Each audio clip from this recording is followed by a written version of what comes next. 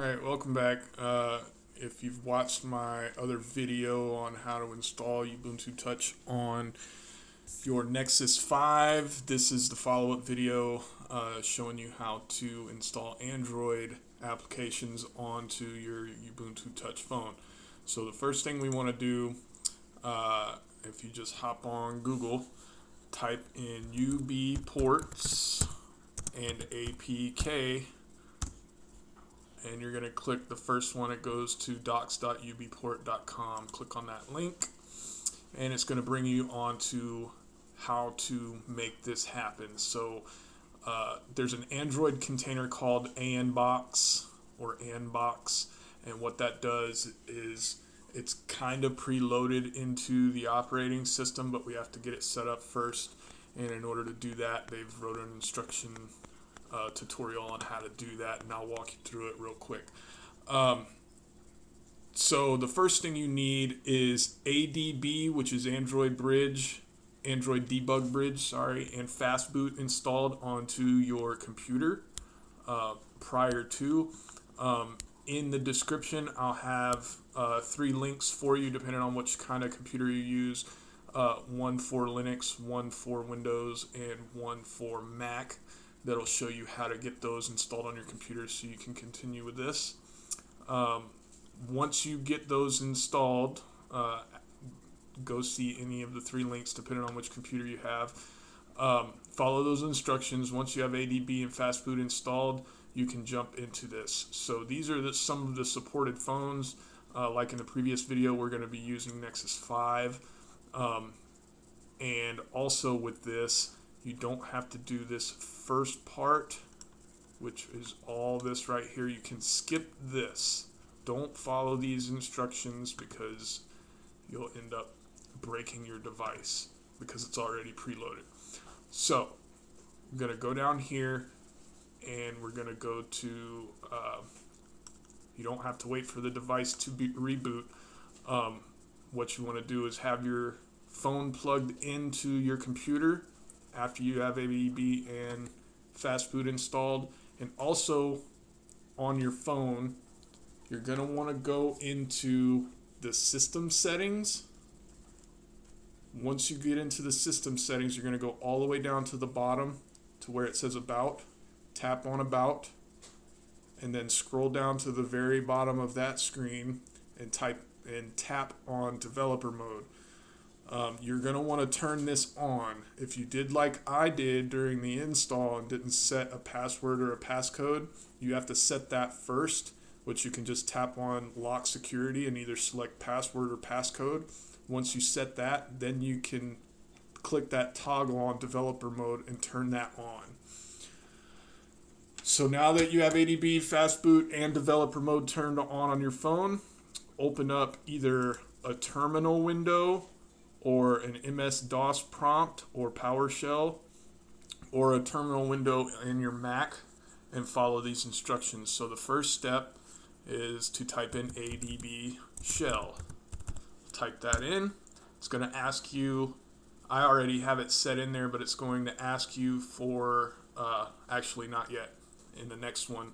When you type in sudo is just meaning we're going to get temporary root to your phone. Once you enter in this command, it's going to ask you for the password, and that'll either be the PIN number or the password that you set on your phone. So sudo mount, because now we're in a shell in your phone. Once you hit ADB shell, you're actually typing commands into your phone. So what we're doing is we're going to type in sudo mount dash lowercase o space rw comma no space REMOUNT space / enter. Now it's asking you for the password. When you type in your password, because this is Linux, it doesn't actually show like asterisks or anything. Just type in the code and then hit enter, and then that will show that you're authorized to enter in that administrative code there. Next, you're going to type in the next line, which is sudo apt update Hit enter. It's going to go through and it's going to update all the repositories loaded on your phone so that it gets all the latest releases of software in those repositories. Once you've done that, you're going to type in sudo apt install anbox dash ubuntu dash touch space Android dash tools dash adb. Now, why would you ask that if we're doing that again? This is to install the Android debug bridge onto the phone. This is going to, and then the and box is going to allow you to install the actual software needed to make your Android applications work. Now, you might get a problem just like we did just now, saying that we don't have enough free space in the VAR cache apt archives. So if you go here to this document and scroll down to the bottom, it's got some troubleshooting steps. We've already done the first two. We've already remounted. So we can go into the second step, which is sudo rm or remove -r /var /cache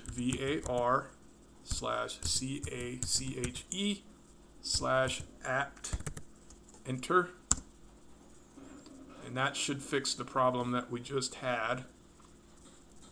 But follow the next step also, sudo tune2fs -m space 0 space /dev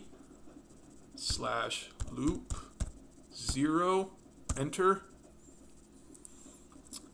Now we can go in and type in sudo update, which is not necessarily needed, or sorry, sudo apt update enter, which is just going to do the same command that we did, and chances are no repositories has been updated in the last couple of minutes. But just to be safe rather than sorry, then go back and type in the commands we just did, sudo apt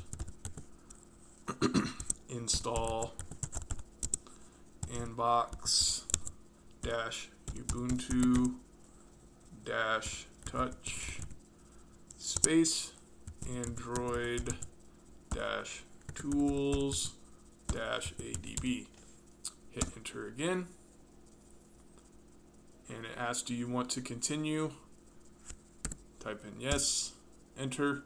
Now it's going to install all of the software from the repositories needed to make those two applications work.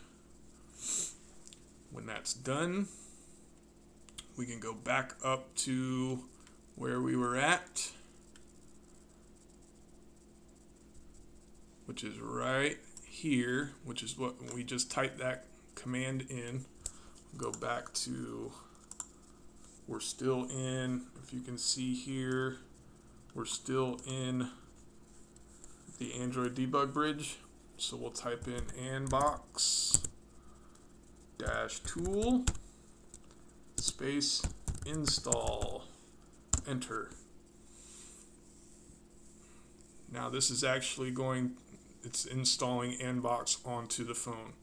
In doing this, it's going to install some basic Android applications onto your phone.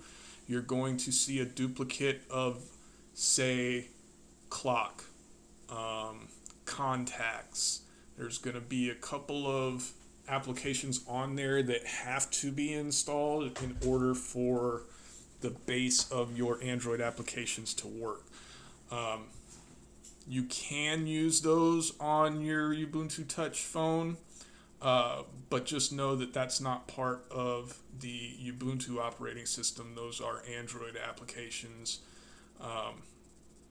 So there's only going to be around 4 or 5 of those duplicate applications, and you'll be able to tell the difference when you see them actually loaded into the application drawer. But after this is done, we'll be able to, I'll walk you through and show you how to actually install Android applications. This is just the prerequisite to get it to that point. So we have a few more seconds left for it to complete.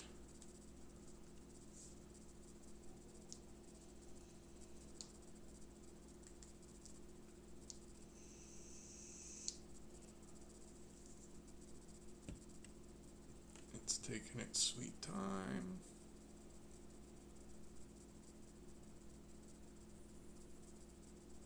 Now it's speeding up. And that part's done. Almost.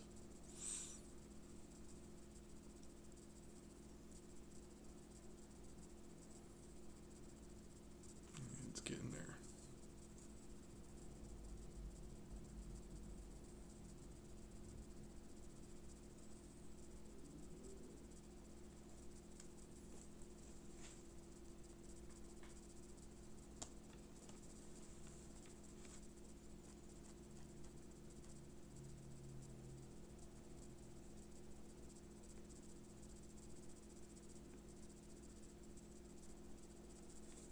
There it goes. Now it says install done and box is ready to rock, and we're back to the Android debug bridge. Now you can just type exit and that will bring you out. So now you're at your starting point where you need to be to install applications. And it'll tell you down here, now you have an ADB server running in your phone, blah, blah, blah. So, and if you were to type this onto your phone, in the terminal that comes pre-packaged with it, it'll show you this or something similar, but it'll show you that there is a device attached, which is just your phone attached to itself. Now, to go in and install new applications, what I'm going to do is show you how to install F Droid. F Droid is kind of like an app store, but it only provides open source applications. So you won't find proprietary apps there like Facebook or Instagram or YouTube, but you'll find similar applications that can get you the same type of desired effect as those apps there. And they're all open source, so you're not violating any kind of copyright or proprietary data. But the first thing we want to do, go over to F Droid by clicking the F Droid link here provided in this document. Once you get there, it's going to bring up this site here. It's going to tell you a little bit about F Droid. And what you're going to do is go down here and download F Droid, which I've already done. Once it's done downloading, just go to wherever the file is actually saved at. And what you're going to do is to copy this over into the downloads folder of your phone. How I do is I just right click copy, click on my phone there, open up the downloads folder, paste it. Now it's on the downloads folder of your phone, and it'll tell you that right here you're going to copy the APK to the downloads folder. Now back on our computer, we're going to open up the terminal again, type in ADB shell. Now we're back into the Android debug bridge.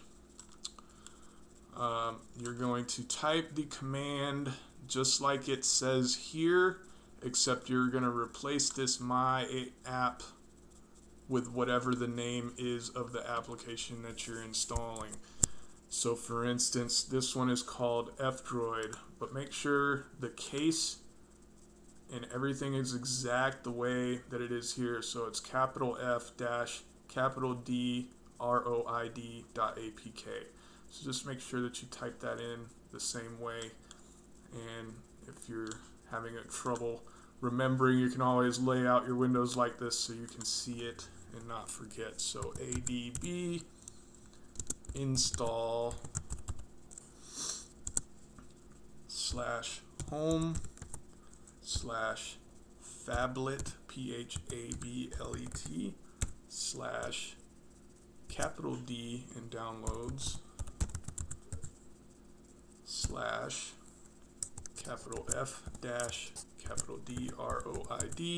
-DROID.apk. Hit enter, and this is going to install F Droid onto your phone.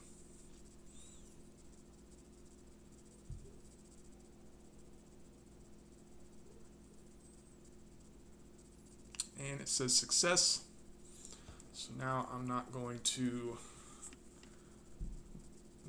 show you, but if you're following along with me, just go on to your phone, type in, do a long swipe to the right or from left to right. That'll pull up your app drawer. And if it's not showing up as F Droid, do a long swipe down on the app drawer, and you'll see it says release to refresh. Release it, and then you'll be able to see F Droid on there. If you tap on F Droid, it's going to pull up the little application repositories. It's going to update it. It'll take a few seconds. But here you can search through the latest apps. You can search by category.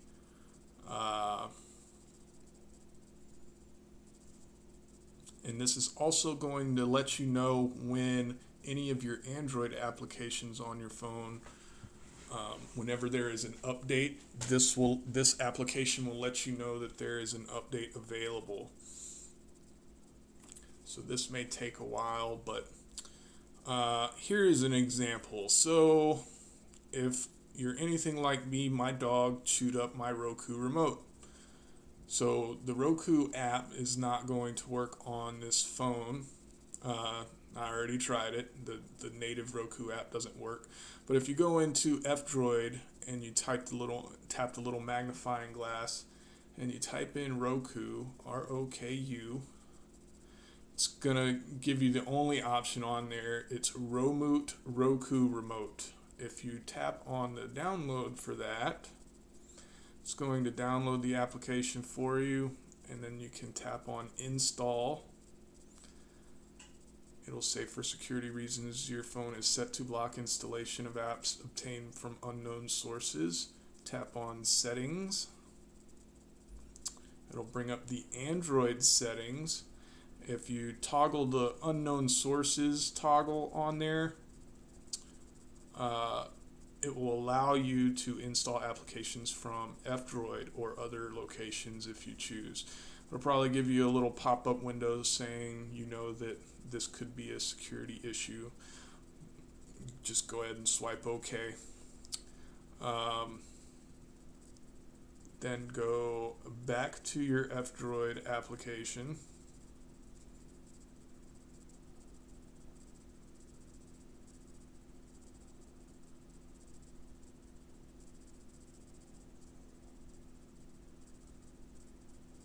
Go back to the Romote, tap on install.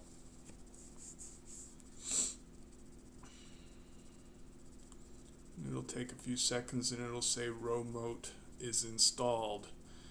If you go back to your app drawer, you'll see the Romote application on there. If you tap on that,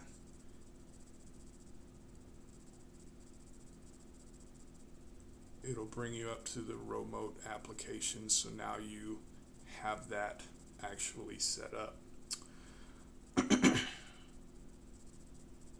And that is the basics of installing applications. You can also install other applications, like I was mentioning in my previous video. I have a security, a doorbell camera, and it works with a specific application.